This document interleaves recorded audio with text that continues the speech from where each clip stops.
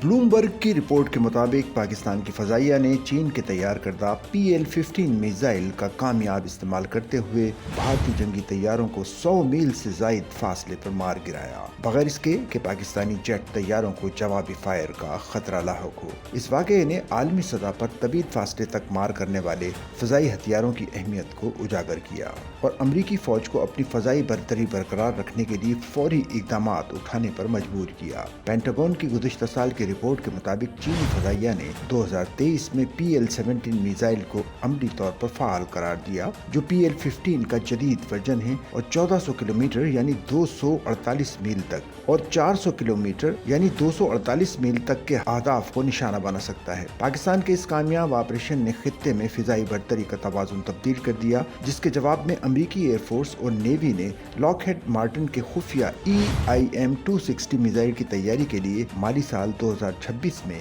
$1 अरब की फंडिंग की दरखास्त की है। अमरीकी एयरफोर्स के मुताबिक EIM-260, जिसे ज्वाइंट एडवांस्ड टैक्टिकल मिसाइल भी कहा जाता है, F-22 और F-35 तैयारों के अंदरूनी हथियारों के खानों के लिए डिजाइन किया गया है और इसे F-16, F-15 और मुस्तकबिल में बगैर पायलट के जंगी तैयारों के साथ भी मरबूत किया जाएगा। एयरफोर्स ने बयान दिया कि हमारे मुमकिन हरीफों ने, जैसा कि पाकिस्तान के PL-15 मिसाइल के इस्तेमाल से जाहिर होता है, हमारी फजाई बरतरी के जवाब में अपनी सलाहियतों को तरक्की दी है। एक जदीद मिसाइल जो जदीद खतरात को नाकाम बना सके, अमरीकी फजाई बरतरी के लिए नागुज़ीर है। दस्तावेजात के मुताबिक एयरफोर्स ने तैयारी के लिए $368 मिलियन और इजाफी $300 मिलियन की दरखास्त की है, जबकि नेवी ने $301 मिलियन मांगे हैं। ये मिसाइल मौजूदा EIM-120 EMRAM की जगह लेगा, जो 1993 से इस्तेमाल हो रहा है। गुज़िश्ता 15 वर्षों में इस प्रोग्राम पर $350 मिलियन से जायद खर्च किए जा चुके हैं और लॉकहीड मार्टिन को इसका तरक्याती मुआहदा अगस्त 2017 में मिला था।